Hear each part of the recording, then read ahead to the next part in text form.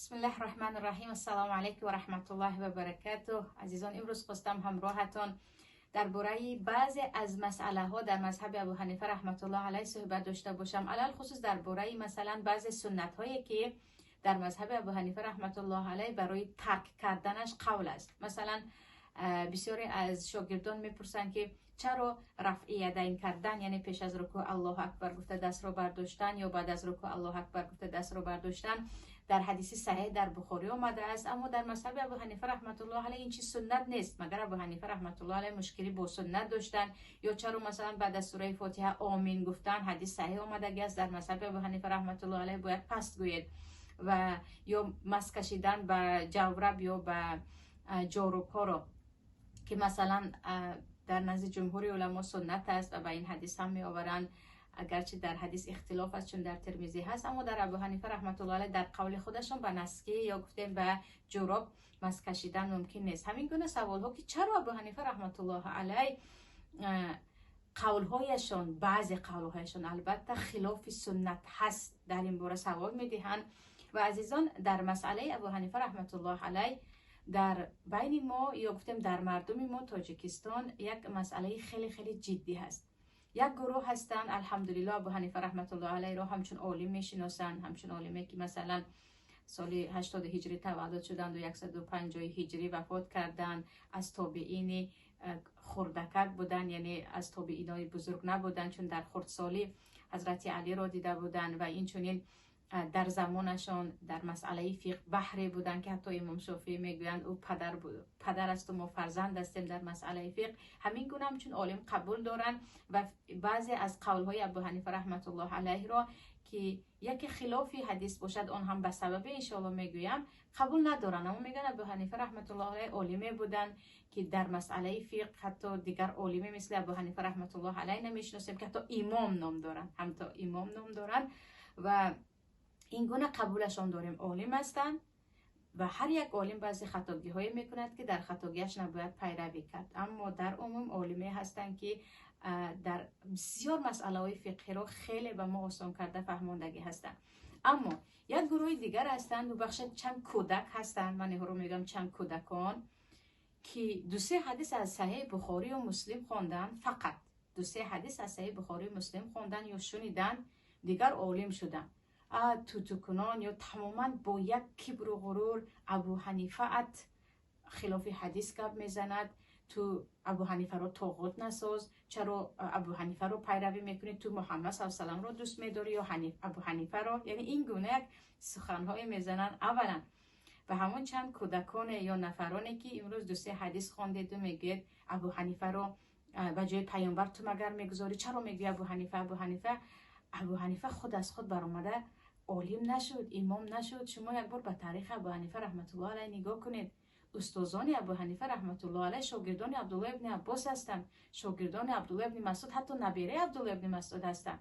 یکی نگاه کنید به طاووس که از استادان ابو حنیفه رحمت الله علیه هستند، به امام شعبی، به علقمه و دیگر استادان عطا ابن رباح از استادان ابو حنیفه رحمت الله علیه هستند که از شاگردان برجسته عبدالله ابن مسعود هستند. یعنی ابو حنیفه رحمت الله علیه رفتن با شاگردان پیامبر نشسته درس کردن.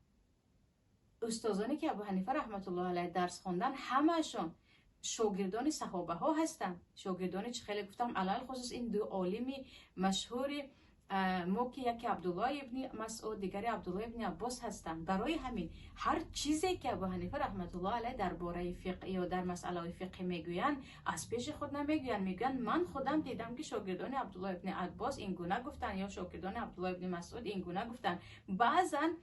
بعضی چیزهایی هست که دلیل ندارد، در این باره مثلا فکر خود را هم بیان کردگی هستند. برای همین هرگز اینجا یعنی هیچ عقل قبول ندارد که ابو حنیفه رحمت الله علیه مخصوص برای از بین بردن سنت گویا آمده باشن که اینها میگن تو پیامبر رو دوست میداری ابو حنیفه رحمت الله علیه تمام عمرشان کاری کردگیشان، دعوتی کردگیشان محض برای راه پیامبر و پیروی قرآن بود که هر چیزی میگن. الحمدلله از کتاب‌های مثلا بسیط‌تر در مذهب ابو حنیفه رحمت الله علیه هست که مثلا تجرید قدوری رو خواندید یا همه خود اختیار رو خواندید، در آنجا میبینید که چقدر به هر یک گپ ابو حنیفه رحمت الله علیه گفتگی دلیل آوردگی هستند که ابو حنیفه از خود مثلا در نماز نه رفع یدین نکن، سنت رو نکن، در هرگز گفتگی نیستند. مثلا عبدالله ابن مسعود، حدیثی که در ابو داود هست، در سنن ابو داود است که عبدالله ابن مسعود نماز خواندن و گفتن به شما من به شاگردان خود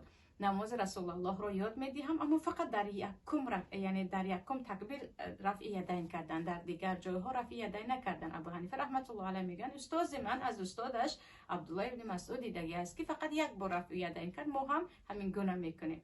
یعنی این گونه دلیل میگیرن در مسئله آمین گفتن هم، در مسئله دعای قنوت خوندن هم که دعای قنوت در صحیح بخاری مثلا اللهم اهدنا فیمن هدیت هست، در مذهب ابو حنیفه رحمت الله علیه اللهم انا نستعینک و نستغفرک است که این رو میگن عبدالله ابن مسعود این دعا رو میگفتن حتی که دعای قنوت رو شاید از آیات های قرآن هم گفتگی هستن. برای همین یعنی چند کودکانی که اینجا برآمده دو حدیث خونده دو میگه ابو حنیفه است یا که پیامبر صلی الله علیه و آله از آخر ابو حنیفه فقط آمد برای رساندن سنت پیامبر که فقط یک چیز این است که وقتی که ابو حنیفه رحمت الله علیه وفات کردن سال 150 هجری هنوز نه صحیح بخاری جمع شده بود، نه صحیح مسلم و نه دیگر کتاب‌های سنن. برای همین بعضی حدیث‌های صحیح آن هم از جدی که ابو حنیفه مکانشان عراق است، یعنی جای زیستشان و جای وفاتشان عراق است، به ابو حنیفه رحمت الله علیه شاید نرسیده بود یا از استادان خود نشنیده بودند که بعضی سخن‌هایشان بعداً به حدیث‌های صحیح ضد می‌براید که خود ابو حنیفه رحمت الله علیه میگن وقتی حدیث صحیح آمد به شرطی که قول مرا ترک کنید و به حدیث بچسبید، چون اسلام حدیث است و آیت است. اما این گفتیم یک گروه این گونه پیدا شدگی هستند. خیلی گفتم اگر گفتیم در مذهب ابو حنیفه رحمت الله علیه این گونه نیست، یک بار سوالشون این است که کی رو قبول داری؟ نعوذ بالله، گویا که ابو حنیفه رحمت الله علیه ضد پیامبر باشن یا عموما از یک چه آمدگی باشن. چیز دیگر، یک گروه دیگر داریم ما در تاجیکستان، دیگر ابو حنیفه رحمت الله علیه رو تماما از پیامبر هم گویا بالا داشتن و حتی از رکنهای ایمان هم کردگی هستند. گویا که بعد از مرگ از تو میپرسن که مذهبی تو چی هست، درباره ابو حنیفه رحمت الله علیه از تو میپرسن مذهبت کدام امام است. و این چنین یکی گفتید که ابو حنیفه رحمت الله علیه مثلا همین سخن رو گفتن، مثلا درباره گفتیم آب خرمایی که ترش میشد اگر زیاد خوردید مست میشود، پیوه میگن یا وینو میگن اون رو، زیاد خورید مست میشوید، کم خوردید اگر مست نمیشوید. در اونجا میگن آبی که یعنی خرمای ترش شده تیار میشود مثل آب انگور نیست یا آب جو مثل آب انگور نیست، برای همین مقداری کمش باقی ندارد، در حالی که وای زیادش مست میکنند و تمام علما اتفاق هستند که هر چیزی که زیادش مست میکنند کمش هم حرام است. مثلا وقتی میگه در همین مسئله ابو حنیفه رحمت الله علیه چیزی که گفتن در حقیقت خطا است، یا مثلا در مسئله گفتیم رفع یدین در نماز حدیث های صحیح به حد زیاد است 58 صحابه روایت کرده که اصلا رفع یدین رو کنه دو فقهانش رو میبرد. چرا ضد ابو حنیفه کار میکنیم؟ چرا ضد مذهب ابو حنیفه کار میکنیم؟ گویا که ابو حنیفه رحمت الله علیه گفته باشند که هرگز از قول من نبرایید. خودشون این گپ رو در یک گنج گفتگی نیستن. ببینید شاگردان مشهور ابو حنیفه رحمت الله علیه امام یوسف و امام محمد زیادی قول‌های دارن که عکس ابو حنیفه رحمت الله علیه هست در مسئله مثلا مس کشیدن به جوراب یا نسکی. هر دو امام اجازه میدین با همراه جمهور علما، ابو حنیفه رحمت الله علیه اجازه نمیدین. یعنی این مسئله رو گرفته که ابو حنیفه رحمت الله علیه خطا کرد، گفتیم بلوغ میمونید که میگن این سلفی است یا این وهابی است یا چیزی دیگر هست، که گویا که ابو حنیفه معصوم باشن مثل پیامبر که هرگز خطا نمیکرده باشد. آخر یک بار باید فکر کنیم ابو حنیفه رحمت الله علیه یک عالم هستند، از تابعینای کوچک هستند، صحابه ها حتی خطا کردگی هستند در مسئله های فقهی، در مسئله های اعتقاد که انسان خطا کرد از دین میبرد، اما در مسئله های فقهی حتی صحابه ها خطا کردگی هستند. مثلا عایشه رضی الله عنها حتی میگفتند به کمی کلانترک هم از 2 سال بالاتر هم شیرده او محرم میشود میگفتند، در حالی که همسر پیامبر هستند و تمام علما خلاف این سخنشان هستند. مثلا در مورد نکاح متعه در اولها عبدالله ابن عباس اجازه داده بودند که بعداً از سخن خود گشته بودند. یعنی حتی صحابه ها در مسئله های فقهی خطا میکردند و به این همه اتفاق هستند. نباید ابو حنیفه رحمت الله علیه خطا کنند. یعنی وقتی گفتیم ابو حنیفه رحمت الله علیه در این مسئله فقهی خطا کردند چون حدیث صحیح اینجا می آید، یا اینکه در این باره قول اکثریت صحابه ها هست که الکی در حدیث های جمع شده هست. بعضی ها هیچ قبول ندارن. انا این رو چی میگویم؟ اتخذوا احبارهم و رهبانهم اربابا من دون الله. گویا که شما ابو حنیفه را برای خود ببخشید اله گرفتید که میگید هیچ خطا نمیکند، هیچ خطا نمیکند و خطایی کرده باشد هم نگو. تماما درست نیست این کار. با این کار انسان از دین خارج شدنش ممکن. وقتی میگوید یک عالم معصوم است مثل پیامبر. و در این باب مثلا نگاه کنید، در اهل سنت و جماعت ما 4 مذهب داریم. ابو حنیفه رحمت الله علیه و مشهورترین مذهب حنفی که علما در داخلش بین هم اختلاف دارند در مسئله های فقهی. مذهب امام مالک، مذهب امام شافعی و امام احمد، این علما همه با یکدیگر رابطه کلان دارند. ابو حنیفه رحمت الله علیه از شاگردشان ابو یوسف امام شافعی درس خوندگی هستند. محمد شاگرد ابو حنیفه رفته در نزد امام مالک درس خوندگی هستند. حتی کتاب مشهور امام مالک را خود امام محمد آن را همش را روایت کردگی هستند. امام احمد حنبل هم در روایت از ابو یوسف شاگرد ابو حنیفه درس خواندگی هستند. شما وقتی میگیم شافعی چنین گفتن، بعضی گمان میکنند شافعی تماما یک انسان از دین خارج بود یا تماما یک انسان از اهل سنت و جماعت بیرون بود که نام او رو گرفتنش هم ممکن نیست. سبحان الله. برای همین عزیزان در این مسئله اولا هر چیزی که در مذهب ابو حنیفه رحمت الله علیه هست 100% من قبول دارم، از یگان کلمه‌شون بیرون میبرم گفتن خطاست. برای اینکه خود ابو حنیفه رحمت الله علیه میگن وقت بعد از من حدیث سخنی من، یعنی سخنی من با حدیث زید آمد علیکم به حدیث پیامبر، شما حدیث پیامبر را گیرید. شما حدیث پیامبر را گیرید که اگر به کتاب‌های ابو حنیفه رحمت الله علیه نگاه کنید، مثلا سخن‌های ابو یوسف و امام محمد، بعدن این سخن امام خلاف این حدیث است که حدیث شاید به امام نرسیده بود. گویان بعضی سخن‌هایشان عموماً به استاد خودشان یعنی که به امام ابو حنیفه راست نمیگیرد و نباید بگوید که هر چی گفت من قبول دارم. خطا کرد، یک عالم خطا میکنه، صاحب مذهب باشد هم یا گفتیم اینقدر پیروان زیاد داشته باشد هم، البته عالم که معصوم نیست. خیلی گفتم چگونه که حتی صحابه ها خطا میکردن. اما این چنین نفرانی که امروز وقتی میگیم در مذهب ابو حنیفه رحمت الله علیه این گونه هست، داد و فغانت ها میبرد که چرا سخن پیامبران نمیگه. پیامبر سخنشون رو گرفتگی ابو حنیفه رحمت الله علیه و گفتگی هستن از همین حدیث همین گونه من دلیل دارم، یا من همین گونه به چشم خود از شاگردان عبدالله ابن عباس دیدم که آنها هم از استادشان عبدالله ابن عباس دیدند و عبدالله ابن عباس همراه پیامبر چندین بار نماز خوانده بود، همراه پیامبر بزرگ شده بود.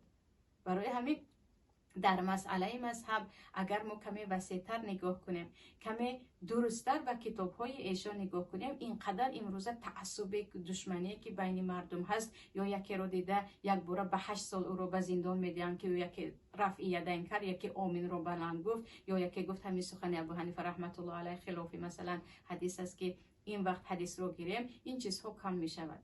اما میدانید که دشمنان اسلام همیشه دشمنان قرآن و سنت، دشمنان خودی همون ابو حنیفه رحمت الله علیه و دیگرها کوشش میکنند که ما خیلی یک تعصب دیوانه مانند داشته باشیم و گویم که نه، هرگز این آدم خطا نمیکند، هرگز این عالم خطا نمیکند. اما هرگز این عالم خطا نمیکند وقتی گفتی تو رو پیامبر کردی، مثل شیعه هایی که میگن اهل بیت معصومان هرگز خطا نمیکنند، تو دیگر او رو مثل پیامبر کردی. در اینجا چی می شود؟ مسئله اعتقاد چی می شود؟ ببینید در مسئله های فقهی خطاگی هایی که در مسئله های فقهی می شود انسان از دینش خارج نمی شود. یک کسی که ترک سنت کرد، ترک رفع یدین کرد مثلا، یا آمین رو بلند پس گفت، او از دین خارج نمی شود و این کارش مثلا او بر قصد ترک سنت نکرده باشد گناهگار نمی شود. اما هر کسی که در مسئله های اعتقادی، در مسئله های پرستیدن قبر و مثلا مسئله های شرک رفت، او از دین خارج شده می رود. وقتی کسی امام ابو حنیفه تماما معصومان هرگز خطا نکردن گفت، یا اینکه ابو حنیفه ما رو مدد و تربیت کند و شفاعت کند گویان دعا کرد، اینها از دین خارج شده می روند. این مسئله های فقهی باشد. مثلا در همین خودی بابی عزیزان رفع یدین، مثلا پیش از رکوع الله اکبر گفتن، ابو حنیفه رحمت الله علیه حدیثی که دارن که روایت عبدالله بن مسعود است در سنن ابو داوود است، میبینید که شاید در حقیقت پیامبر بعداً ترک کرده باشند که عبدالله بن مسعود این گونه نماز خونه، شاید عبدالله بن مسعود که فراموش کردن، شاید در حقیقت این حدیث ضعیف است، اما شما کردید و نکردید گناهگار نمیشوید. برای چی مثلا من نمیگویم که در تاجیکستان رفع یدین کنید، چون که میدونیم که کسی که رفع یدین میکند الکی به او دیلای جنایی میکشند که آسان ترین چیز دیلای جنایی کشیدن و غارت کردن است غارت کردن مردم است. من ایران نمیگم، اما همچون عموما خصوصا شاگردان عزیز در این مسئله وسیع نگاه کنید. بیاید یکی میگیم ابو حنیفه همین را نکن گفتن، ببینیم که چرا نکن گفتن. چرا نکن گفتن؟ شاید دلیل دیگرشان هست که در مسئله های فقهی دلیل ها یک چند نمود شده میتواند. حتی صحابه ها در بعضی مسئله ها با هم اختلاف داشتند. حتی صحابه های پیامبر که همه پیامبر را دیده بودند، در بعضی مسئله های فقهی مثلا چند بار شیر دادن به کودک، یا اینکه مثلا درباره بعضی احکام های حج و درباره بعضی از احکام های زکات و احکام های میراث با هم اختلاف داشتند. پس این گونه می شود مسئله های فقهی نگذارد که با هم دیگر دشمنی کنیم و همدیگر را به سود و به زندان و به هزار و یک دشنام کشانیم، چون در این باره صحابه ها هم با هم اختلاف داشتند و هیچ انشاءالله ضرری به ایمان آنها نرسانده بود. این بود صحبت امروزه من. کوتاه باشد هم، اگرچه این مسئله خیلی وسعت میخواهد، یعنی در این مسئله باید خیلی وسیع صحبت کنیم، اما کوتاه که خواستم برای شما در این باره صحبت کنم. بعد از این الله نصیب کرده باشد این مسئله ها وسیع‌تر می شود. یعنی صحبت من با شما در پناه الله یگانه باشید. باز هم مثل پیشتر میگویم بیاید دست به کتاب های ابو حنیفه رحمت الله علیه زنیم، دست به کتاب های مشهوری همین مذهب بزنیم، بعداً میفهمیم که ما در کجا هستیم و این مذهب در کجا هست و چیزهایی که ما میگوییم از سخنان ابو حنیفه رحمت الله علیه چقدر دور یا تنگ تر هستند. سلام علیکم و رحمت الله و برکاته.